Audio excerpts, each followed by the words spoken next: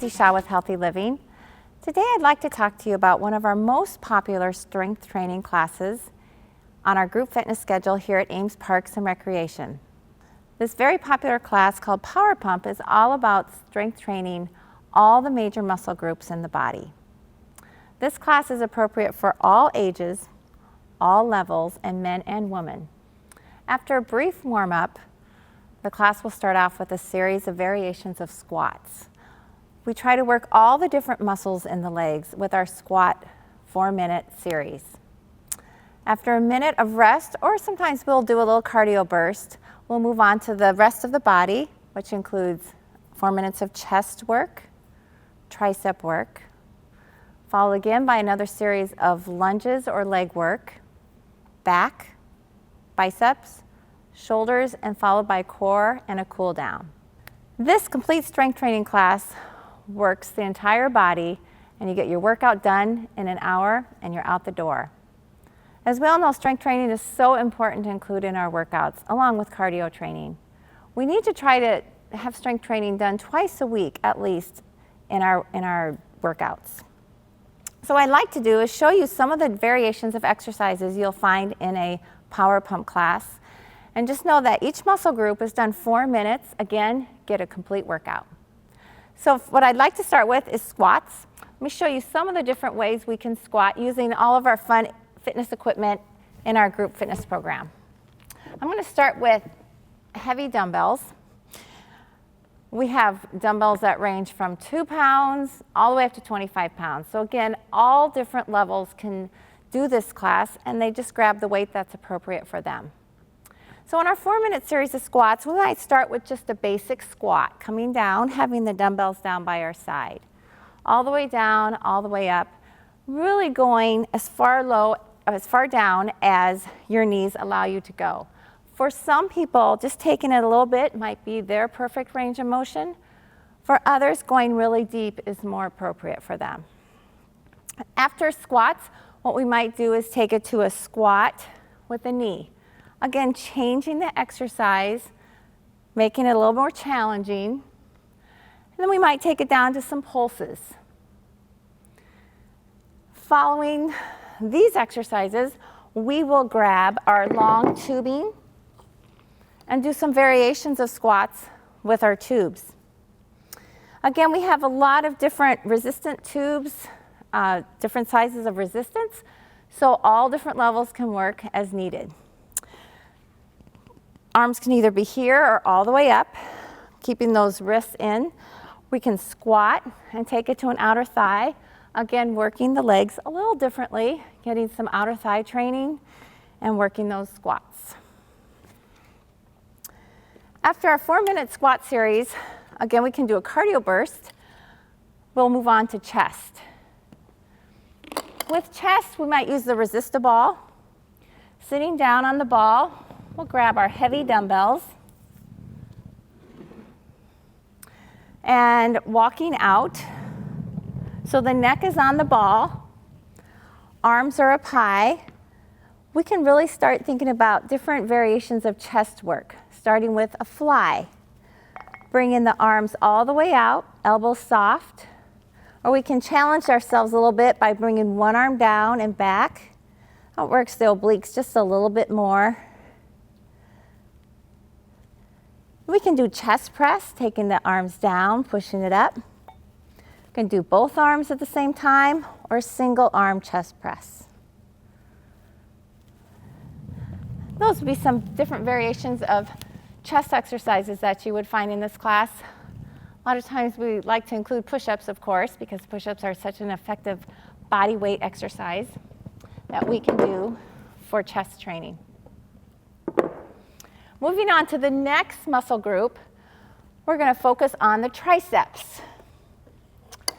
And with the triceps, we can use, for instance, a long tubing. We can step on that tube, grabbing the handle with just one of our hands, one of our triceps working, and extend overhead. Okay? Or we can use both hands on one heavy dumbbell for this same exercise. So using different kinds of resistance in the same exercise, again, really challenges us.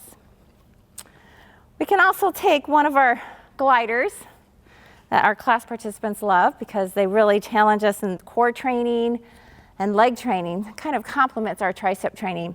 We'll take that left hand, anchor it to the right shoulder, drop softly into the knee, and as we do a tricep kick back, we can add a lunge back. So you get 2 exercises at the same time. So you get better bang for your buck. So following the tricep exercises, we're going to take it to some lunges. The gliders are excellent for lunge exercises.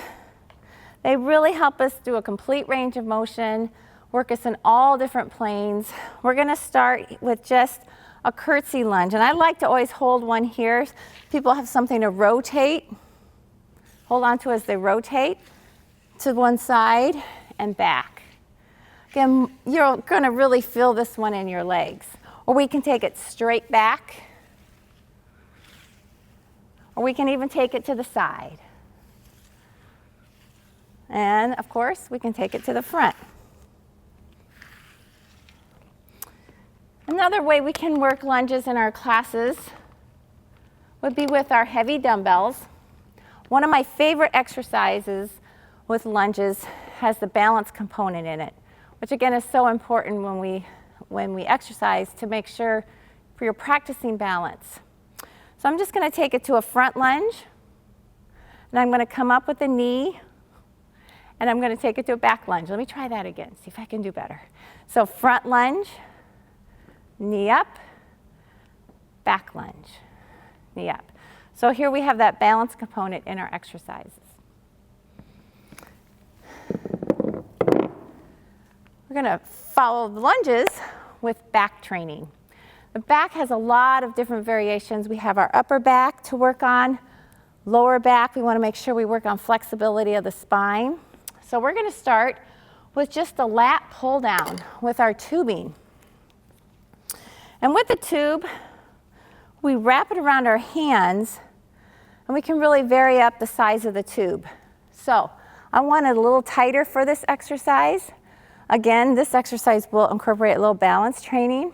So we're going to pull that elbow down to the knee. We get to work the obliques as a bonus, but we're really thinking about that upper back, pulling down and up. And make sure we do both sides.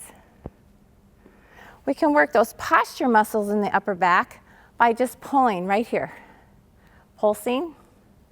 And those muscles tend to be a little underdeveloped a lot of times, so we want to make sure we include that in our strength training workout. Moving from that, we can take it to some rows, some bent over rows. So just coming forward, hinging at the hips, we're going to pull those weights in and all the way down. You can do low rows, you can do higher rows. Okay, again, working the back differently with each piece of equipment. The last exercise I want to show you for back really includes flexibility training of our back. So much of our days is spent bent over, sitting at a desk. So we really want to try to work the range of motion with the spine. So we can lay on our ball, and the ball's nice and soft so it doesn't bother people. Digging your toes into the floor, we can just work on lifting up and coming back down. Lifting up and coming down. As you can see, we're really working that range of motion with the spine, making sure you include spinal flexibility into your workout. We're almost done. After back, we move to bicep training. Again, we want to get all those major muscle groups.